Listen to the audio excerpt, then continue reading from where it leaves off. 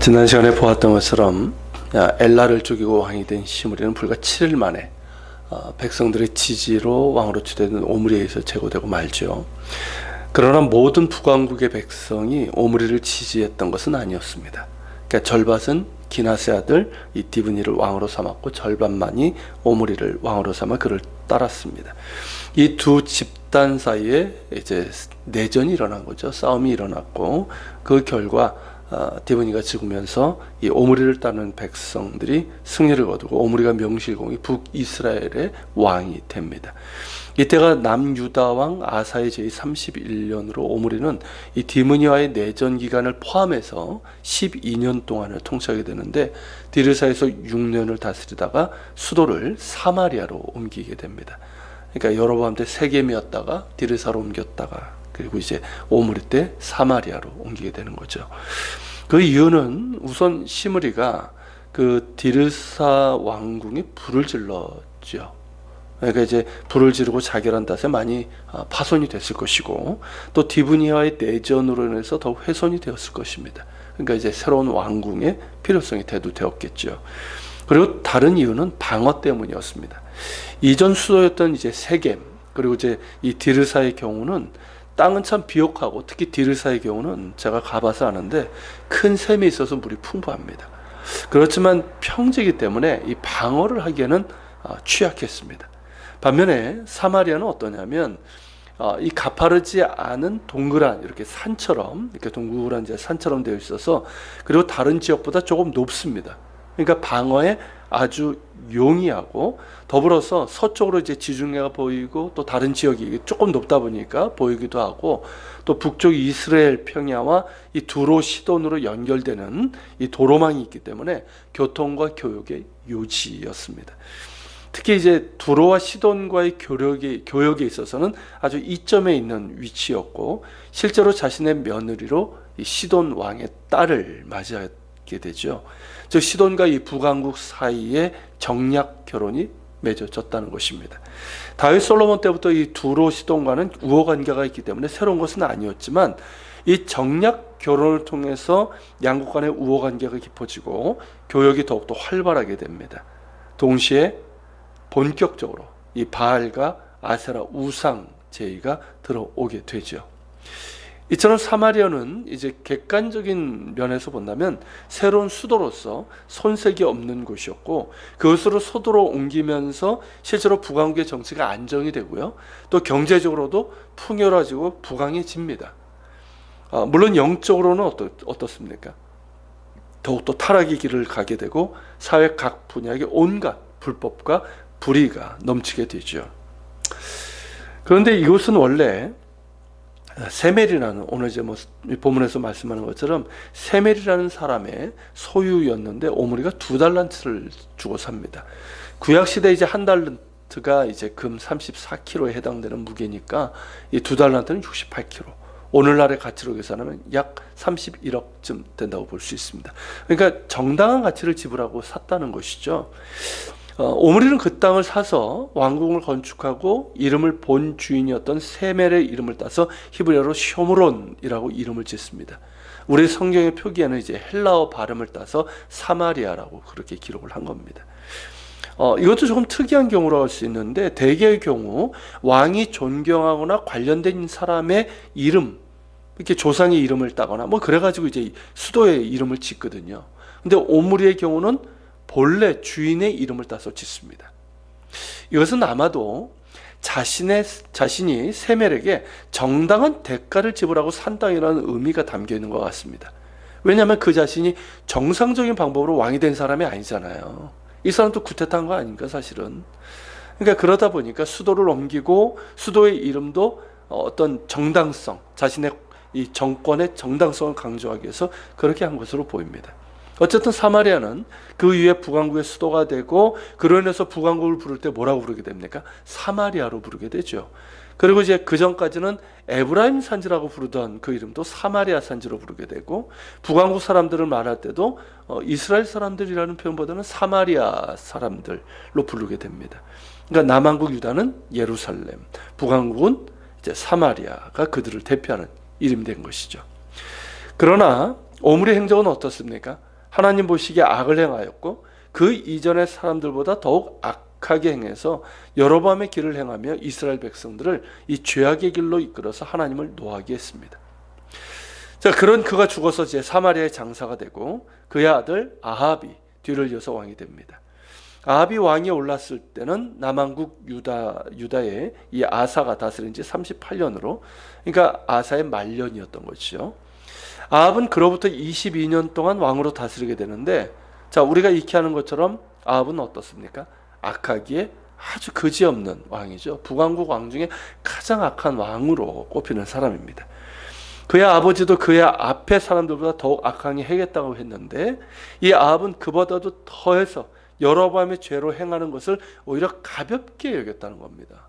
그러면서 악을 행했고 시돈 사람의 왕 엣바알의 딸 이세벨을 이제 아내로 삼게 되죠. 자, 이방 여인을 아내로 삼은 것인데, 물론 아버지가 그렇게 했지만, 자, 이세벨 역시 어떻습니까? 우리가 익히 아는 것처럼 우상숭배자고 사악하기 그지없는 여인이었죠. 이세벨로 인해서 아합은 더욱 악한 길로 가게 되고 바알을 섬겨서 예배하고 수도 사마리아에 바알의 신전을 세우게 됩니다. 실제로 사마리아에는 하나님을 섬기는 제단은 없었어요. 오히려 이 우상들의 신전만 있었고, 특별히 이 바알 신전, 그러니까 바알을 위한 제단을 쌓고 아세라 우상을 만들어서 왕궁을 어떻습니까? 이 수도를 우상의 소굴로 만들었습니다. 그러니까 온 나라의 백성들을 죄악의 길로 몰아간 거죠. 그러니까 이게 뭘 뜻하냐면 바알 종교를 국교화했다는 거예요. 다른 나라도 아니고 이스라엘이 이 바알 종교를 국교화했다. 그러니까 어떻습니까? 하나님의 진노를 살 수밖에 없는 거예요. 더불어서 열왕기 저자는 아방 때 있었던 일을 하나 추가해서 기록하고 있습니다. 그게 뭐냐면 베델 사람 히엘이 여리고를 건축한 일이에요. 자, 히엘이 그 터를 쌓을 때 마다들을 잃고 성문을 세울 때 막내 아들을 잃었다라고 기록하고 있습니다. 저자가 이 사건을 기록한 이유는 두 가지로 볼 수 있는데요. 첫째는 뭐냐면 이 아합 때 만연한 우상숭배적인 행위를 지적하고 있는 것으로 먼저 볼 수 있습니다. 가나안 족속들의 그 악습 중에 하나가 뭐냐면 성의 터를 쌓거나 성문이나 성벽을 지을 때 유아, 그 어린아이 있잖아요. 그 갓난아이를 항아리에 담아가지고 그 기초 아래 묻어버리는 겁니다. 그렇게 하는 이유가 뭐냐면 신을 달래고 이 악을 쫓아내기 위해서 그렇게 하는 거예요. 이게 여러분 실제로 고대 세계에 있었습니다. 우리나라에도 약간 흔적이 있다고 그래요. 자, 그렇다고 본다면 히엘이라는 사람의 두 아들은 희생제물로 죽임을 당한 것으로 볼 수가 있습니다. 그러니까 사람을 제물로 바치는 인신제의는 하나님께서 엄하게 금하신 것이죠. 그럼에도 그러한 우상숭배적인 악습이 이 북왕국 가운데 만연했다는 것을 보여주고 있는 겁니다. 그리고 더 중요한 것은 뭐냐면 여리고를 재건한 것이 불법이었다는 것을 보여주고 있는 겁니다. 자, 여리고성은 여호수아 때 파괴되었고 그때 여호수아는 맹세해서 뭐라고 얘기합니까? 누구든지 일어나서 이 여리고성을 건축하는 자는 여호와 앞에 저주를 받을 것이라. 그 기초를 쌓을 때 그의 맏아들을 잃을 것이요 그 문을 세울 때 그의 막내 아들을 잃으리라고 예언적인 선언을 했습니다. 그래서 그 이후로 여리고성은 폐허로 남아 있었는데 아합 때 이러한 예언의 말씀을 무시하고 재건을 했다는 것이죠. 뭐 히엘이라는 사람이 개인적으로 했을 일은 만무하고 아합의 명령에 의해서 재건했을 텐데 그 일로 인해서 여호수아의 예언적인 선언이 그대로 이루어진 것으로 볼 수 있습니다. 이렇게 본다면 이제 하나님의 저주, 심판으로 볼 수가 있는 것이죠. 자, 이상이 오므리와 아합 때의 대략적인 형편입니다. 자, 이들 부자는 수도를 사마리아로 옮기고 시돈과 정략 결혼을 통해서 교육을 확대하고 그러면서 정치를 안정시키고 어느 정도의 부를 이루게 됩니다. 이들은 자신들과 나라의 부와 힘을 바알과 아세라가 주는 것으로 믿었고 그 우상들을 숭배했고, 특히 아합은 이 시돈의 공주 이세벨과 결혼을 하면서 야훼 하나님 신앙을 완전히 저버리고 바알 아세라 제의를 국가 종교화했습니다. 그러면서 하나님의 선자들과 신앙인들을 탄압을 했습니다. 이 바알과 아세라 선지자들을 대규모로 양성을 하고 또 지원을 했죠. 자, 이때 아합과 이세벨과 대립했던 사역했던 선지자가 누굽니까? 엘리야 아닙니까? 그래서 엘리야가 말했던 것처럼 하나님의 선지자는 엘리야 한 명만 남았다고 할 정도로 아합 때는 야훼 하나님을 믿는 신앙을 박해를 하고 그리고 우상 숭배자들로 가득했던 영적 암흑기였습니다. 그것도 이스라엘이라고 하는 나라에서 말입니다. 참으로 참담한 일이 아닐 수 없는데 그 중심에는 탐욕이라는 우상이 있었다는 것이죠. 오므리도 아합과 이세벨도 그들의 관심은 오로지 자신의 권력과 부귀영화였습니다.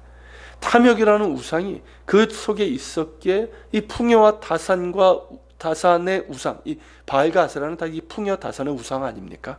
그러니까 바알과 아세라를 섬기고 반대로 야훼 하나님을 믿는 자들을 박해하고 온 나라를 타락과 음란 가운데 빠뜨려서 영적 암흑기로 만들어버렸습니다.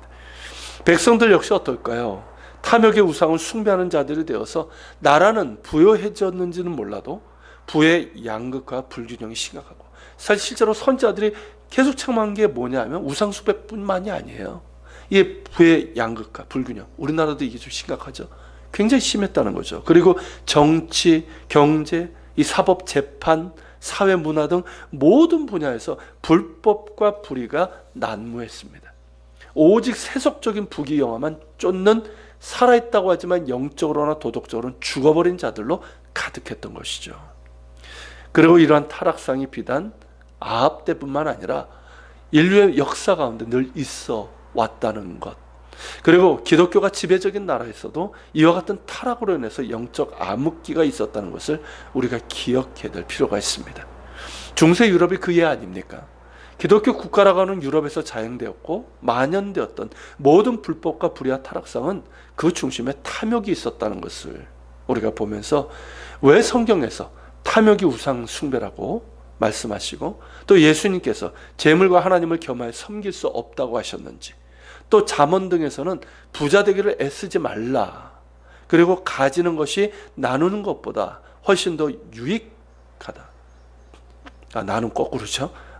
나누는 것이 가지는 것보다 더 유익하다라고 하셨는지를 우리가 깊이 생각해야 할 것입니다. 하나님께서 우리에게 부와 귀의 복을 주시지만 그것은 우리의 탐욕을 위한 것이 아니라 그것을 주신 하나님의 뜻에 따라 겸손히 행하며 더불어 주신 것으로 하나님을 영화롭게 하고 사람들을 섬기면서 이롭게 하라고 주신 것임을 오늘날 기독교인들이 꼭 기억하고 또한 실천해야 할 줄로 믿습니다. 그럴 때 우리 안에서 꿈틀거리는 이 탐욕이라는 우상이 하나님 자리를 대신하고 우리를 죄악으로 이끌지 못할 것이며 우리는 하나님께서 주시는 참된 복을 누리며 살 수 있을 것입니다. 같이 기도하겠습니다. 오늘 말씀을 기억하면서 기도합시다. 이 오므리 아방 때 있었던 너무나도 이 참담한 이 죄악들을 우리가 보게 됩니다. 그런데 그 중심에는 탐욕이라는 우상이 있었습니다. 인간이 늘 이 탐욕이라는 우상에 끌려서 우상을 만들고 온갖 죄악을 저지릅니다. 주님, 우리가 주님을 믿는다고 하지만 주님, 우리도 여기에서 안전하지 못합니다. 그러게 주님, 어떤 경우에도 하나님을 대신하는 것이 우리 하나님이 없게 하시고 주님, 재물과 하나님을 겸해 섬기는 일이 없게 하여 주시고 이 탐욕, 우리 안에 꿈틀거리는 탐욕이라는 우상을 늘 제거할 수 있도록 도와주옵소서. 그래서 하나님께서 우리에게 주시는 물질, 어떤 부와 어떤 힘이 있다면 주님 겸손히 그것을 하나님을 영화롭게 할 수 있도록 또 사람들을 섬기며 이롭게 할 수 있는 저희들이 되게 하여 주시옵소서. 내가 기도하며 나아갑시다.